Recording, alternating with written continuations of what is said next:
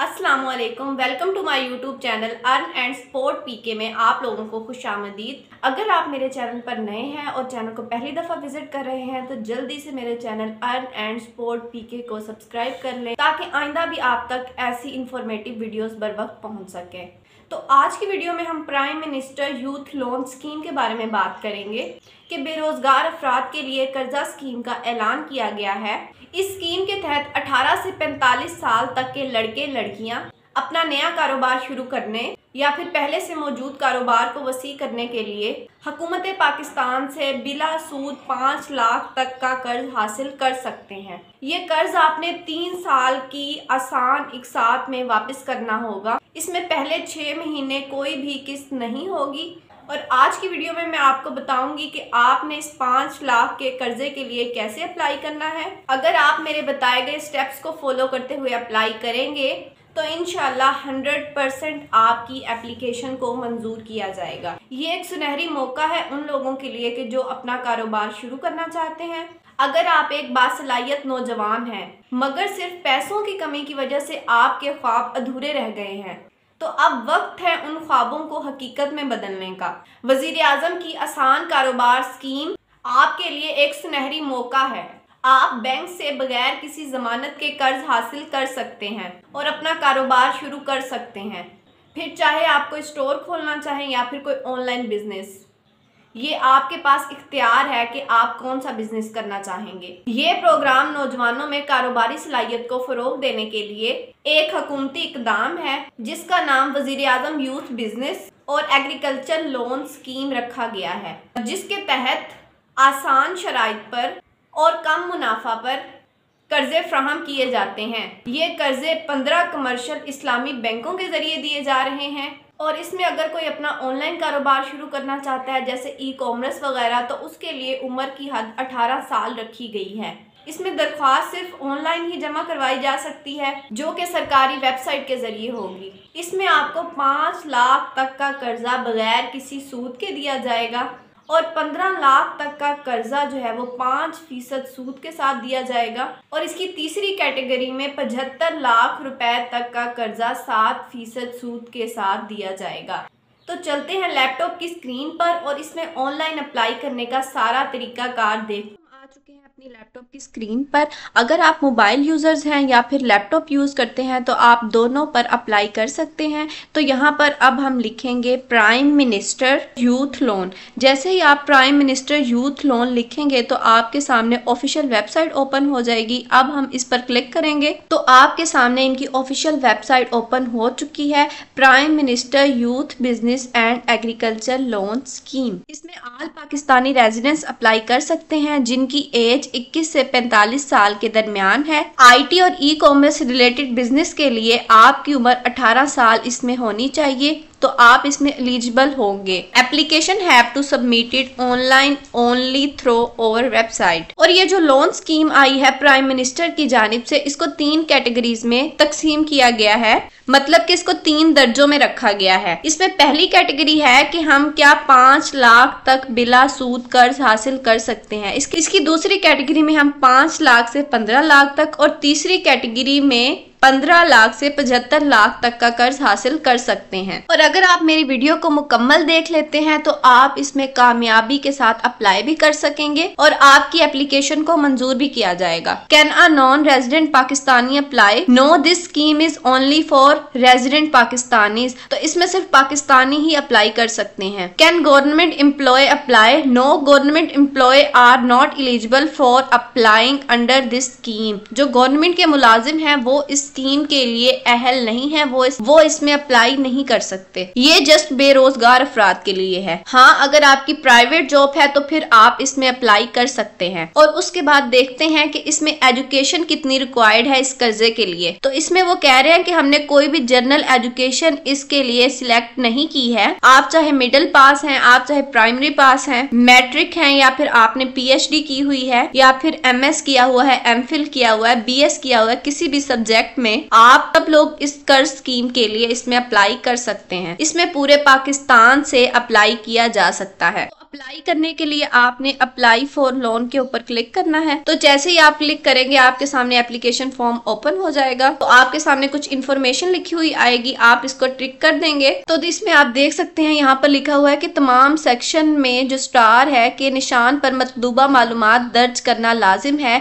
यानी जो भी आप लोगों ने मालूमात देनी है जिस पे स्टार बना हुआ होगा, यहाँ पे ये जो रेड कलर का स्टार बना हुआ है, ये मालूमात आप लोगों ने दर्ज करना लाजमी है। ये मालूमात आप लोगों ने लिखनी ही लिखनी है। और बाकी जिसके ऊपर स्टार नहीं बना हुआ तो ये चीज जो है वो ऑप्शनल है। और अप्लाई करने से पहले मैं आपको ये भी बता दूं कि इस स्कीम के अंदर 5 बैंक्स को जो है वो ऐड किया गया है। नंबर 1 पे हमारे पास आ जाता है bank of Punjab, second number पे आता है national bank of Pakistan, third number पे आता है अस्करी बैंक, और फोर्थ नंबर पे हबीब बैंक लिमिटेड, और 5 नंबर पे आता है बैंक ऑफ खैबर। तो आप इन 5 बैंक में से किसी भी बैंक से लोन हासिल कर सकते हैं, लेकिन मैं आपको सजेस्ट करूंगी कि आप बैंक ऑफ पंजाब में लोन के लिए अप्लाई करें। लेकिन हबीब बैंक का ज्यादातर लोग कहते हैं कि इनके एम्प्लॉयज का जो रवैया होता है वो इतना ज्यादा अच्छा नहीं होता। लेकिन ये जो पहले 3 बैंक्स हैं, bank of Punjab, national bank of Pakistan और अस्करी बैंक, इसमें से आप किसी भी बैंक का इंतखाब कर सकते हैं लोन लेने के लिए। तो अगर आप बैंक ऑफ पंजाब में लोन के लिए अप्लाई करेंगे तो इनके मजीद डिपार्टमेंट्स भी आ जाते हैं, जैसे अखवत इस्लामी, माइक्रो फाइनेंस बैंक आ जाता है, नेशनल रूरल सपोर्ट प्रोग्राम आता है।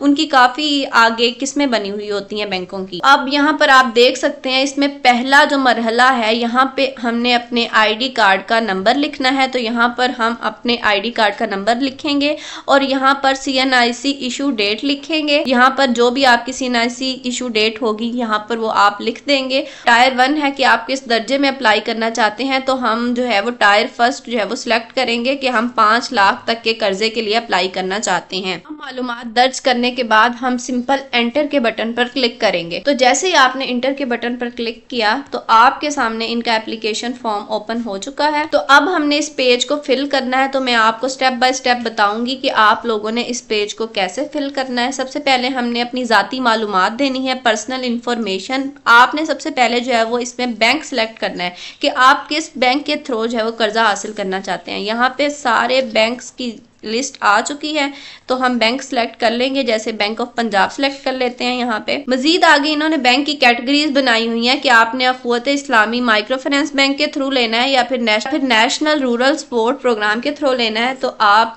किसी भी एक में क्लिक कर देंगे। जैसे मैं अखवत इस्लामी माइक्रो फाइनेंस बैंक पे क्लिक करती हूँ। उसके बाद एप्लीकेंट दरखास्त गुजार का यहाँ पर आप नाम लिखेंगे, आपका नाम यहाँ पर आप इंटर करेंगे। उसके बाद एप्लीकेंट की पिक्चर आएगी, आप यहाँ पर अपनी पिक्चर इंटर करेंगे। उसके बाद आप CNIC फ्रंट साइड पिक्चर यहाँ पर डालेंगे। उसके बाद CNIC, फिर आप अपने शनाख्ती कार्ड की बैक साइड की पिक्चर यहाँ लिखेंगे। आप अपनी डेट ऑफ बर्थ, तारीख पैदाइश लिखेंगे और आप अपना CNIC यहाँ पर डालेंगे। CNIC की इशू डेट डालेंगे और नंबर ऑफ डिपेंडेंट्स, जेर कफालत अफराद की तादाद लिखेंगे कि आपके फैमिली के कितने मेंबर्स हैं। तो आपके फैमिली के अगर 5 मेंबर्स है तो आप 5 पे लिखेंगे। आप अपना जेंडर सिलेक्ट करेंगे, मेल या फिर फीमेल। दरखास्त गुजार के वालिद, शोहर, सरपरस्त का नाम, अगर आपके फादर हैं तो यहाँ पर आप अपने फादर का नाम लिखेंगे। अगर आप शादीशुदा हैं तो आप अपने हस्बैंड का नाम लिखेंगे। यहाँ आपकी अज़दवाजी हैसियत आपसे पूछी जाएगी। मटीरियल स्टेटस, तो मटीरियल स्टेटस में सिंगल हैं, मैरिड हैं, तो यहाँ पे आप लिखेंगे। सिटीजनशिप स्टेटस पूछा जाएगा, शहरी हैसियत, रेजिडेंस है या नॉन रेजिडेंस हैं, तो यहाँ पर आप वो लिखेंगे। यहाँ पे आप रिलीजियस अपना मजहब सिलेक्ट करेंगे, इस्लाम। क्या आपको कोई माजूरी है, लिखेंगे यस या नो। आप अपनी तालीम बताएंगे यहाँ पे कि आपने मैट्रिक किया हुआ है, O level, FA, FSC, bachelor की डिग्री हासिल की है या फिर मास्टर की डिग्री, MPhil, MS, जो भी आपकी डिग्री है, आपने MBBS किया हुआ है या फिर कोई भी आपने डिप्लोमा किया हुआ है, आपके पास कोई सर्टिफिकेट है या फिर आपने तालीम हासिल नहीं की, तो तब भी आप इसमें अप्लाई कर सकते हैं। लेकिन अगर आपके पास कोई भी डिग्री या फिर डिप्लोमा है, जैसे MBBS की डिग्री कर लेते हैं, तो यहाँ पर आप अपनी एजुकेशनल डिग्री जो है वो अपलोड करेंगे। एजुकेशन एजुकेशनल डिग्री अपलोड करेंगे। आर यू स्किल्ड, क्या आप हुनरमंद हैं? तो अगर आप हुनरमंद हैं तो यहाँ पर आप मैंने केमिकल टेक्नोलॉजी में जो है वो स्किल हासिल है मुझे, यहाँ पर आप फिर अपना मौजूदा पता लिखेंगे और यहाँ पर आप अपना सूबा लिखेंगे। जैसे मैं यहाँ पंजाब सिलेक्ट करती हूँ, आप अपनी डिवीजन लिखेंगे, आपकी जो भी डिवीजन बन रही होगी। उसके बाद आप अपना डिस्ट्रिक्ट सिलेक्ट करेंगे, फिर आप अपनी तहसील सिलेक्ट करेंगे। अगर आपका मौजूदा पता और मुस्तकिल पता एक ही है तो यहाँ पर आप एज अबव के ऊपर टिक कर देंगे। तो आपका मौजूदा पता और परमानेंट जो पता होगा, लेकिन अगर आपका मौजूदा पता और मुस्तकिल पता एक नहीं है तो फिर आपने यहाँ पर परमानेंट प्रोविंस भी जो है वो सिलेक्ट करना है। आपका जो भी परमानेंट प्रोविंस बनता है तो आप यहाँ पर लिखेंगे। अब यहाँ पर आपका मोबाइल नंबर पूछा गया है तो आप अपना मोबाइल नंबर लिखेंगे और मोबाइल की जो सिम है वो आपके अपने नाम होना जरूरी है। अगर आपके पास कोई और भी सिम है तो यहाँ पर आप वो नंबर लिखेंगे। आपकी आमदनी कितनी है वो यहाँ पर लिखेंगे। माहाना घर के अखराजात बताएंगे। लेकिन अगर यहाँ पर ये चीजें आप नहीं भी लिखते तो इसमें कोई भी मसले की बात नहीं है। सेव एंड प्रोसीड पे क्लिक करेंगे। सेकंड नंबर पर आपसे बिजनेस इंफॉर्मेशन पूछी गई है, कारोबारी मालूमात, कि आपकी कारोबारी नोयत क्या है, कि आपने नया बिजनेस स्टार्ट करना है या फिर आप पहले से ही कोई बिजनेस जो है वो आपका चल रहा है और आप उसके लिए लोन लेना चाहते हैं। तो अगर आप न्यू बिजनेस स्टार्ट करना चाहते हैं तो आप न्यू बिजनेस पे क्लिक करेंगे। इंडस्ट्री कैटेगरी, कारोबार की मरकजी हैसियत यहाँ पर लिखेंगे कि आप कौन सा कारोबार शुरू करना चाहते हैं। एग्रीकल्चर के मुतालिक, मैन्युफैक्चरिंग के मुतालिक या कोई भी सर्विसेज देना चाहते हैं तो यहाँ पे मैं एग्रीकल्चर सेलेक्ट कर लेती हूँ। और यहाँ पे आप अपने बिजनेस का नेम लिखेंगे जो भी आप रखना चाहते हैं। बिजनेस की यहाँ पर डिटेल लिखेंगे, कारोबार की तफसील, आप अपना मुतलका तजर्बा लिखेंगे कि आप जो भी बिजनेस करना चाहते हैं उसमें आपको कितना तजर्बा हासिल है। हाना कारोबारी अखराजात, यहाँ पर कोई भी दस्तावेजात जो आप मुंसलिक करना चाहते हैं, अगर आप करना चाहते हैं तो यहाँ पर आप करेंगे, अदरवाइज इसको स्किप कर देंगे। आपसे लोन की डिटेल पूछी गई है कि आप कितना कर्जा हासिल करना चाहते हैं। अगर आप 5 लाख तक का कर्जा हासिल करना चाहते हैं तो यहाँ पर आप 5 लाख लिखेंगे। अगर आप 7 लाख या फिर 75 लाख तक का कर्जा हासिल करना चाहते हैं तो यहाँ पर आप टायर सेकंड या फिर थर्ड भी लिख सकते हैं। यहाँ फिर आपने मतलूबा कर्ज की रकम लिखनी है। कर्ज की मुद्दत लिखेंगे, आप 1 साल में वापस करना चाहते हैं, 2 साल में या फिर 3 साल में। लास्ट में आपसे फाइनेंसिंग डिटेल पूछी जाएगी। Please mention loan availed from other banks, micro finance bank, financial institution. Financial detail है कि अगर आपने पहले ही कहीं से कर्ज हासिल किया है तो यहाँ पर आप वो लिखेंगे कि मैं पहले भी किसी बैंक से कर्ज हासिल कर चुका हूँ। लेकिन अगर आपने कोई भी कर्ज नहीं लिया तो आप इस पूरे सेक्शन को जो है वो इग्नोर करेंगे। तो यहाँ पर लिखा हुआ आया है कि मैं हेल्प लेती हूँ कि फॉर्म में फ्राहम करदा मालूमात मेरे मुताबिक दुरुस्त हैं और कुछ भी पोशीदा नहीं। मुझे MFI को मुकम्मल तौर पर इख्तियार देती हूँ कि मेरे जरिए पेश करदा तमाम दस्तावेजात की सदाकत की तस्दीक करे। कोई भी जालसाजी करते हैं तो आप ये इकरार करेंगे कि मेरे ऊपर कानूनी कार्रवाई की जाए, मैं इसका मुतहम्मिल हूँ, तो आप इसके ऊपर टिक करेंगे। दूसरा लिखा हुआ है, मैं हल्फन ये इतराफ करती या फिर करता हूँ कि मैं पाकिस्तान की वफाकी या सूबाई हुकूमत का हाजिर सर्विस मुलाजिम नहीं हूँ, कि मैं कोई भी गवर्नमेंट एम्प्लॉय नहीं हूँ। तो इसमें मैंने आपको पहले भी बताया था कि यहाँ गवर्नमेंट जॉब करने वाले अप्लाई नहीं कर सकते।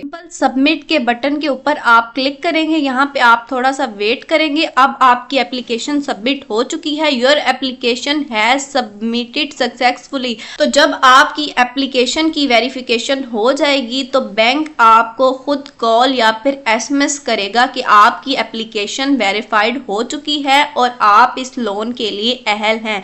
उसके बाद आप ट्रैक एप्लीकेशन में जाके अपना एप्लीकेशन स्टेटस भी चेक कर सकते हैं। Check status of your loan application, जब हम इसके ऊपर क्लिक करेंगे तो यहाँ पर आप अपना 13 हिस्सों का शनाख्ती कार्ड नंबर डालेंगे, अपना मोबाइल नंबर लिखेंगे और आप अपने शनाख्ती कार्ड की इशू डेट लिखेंगे और डेट ऑफ बर्थ लिखेंगे और सबमिट के बटन पर क्लिक करेंगे। फिर बैंक आपको कॉल करेगा या फिर आपकी एप्लीकेशन अगर पेंडिंग में होगी या फिर वेरिफिकेशन चल रही होगी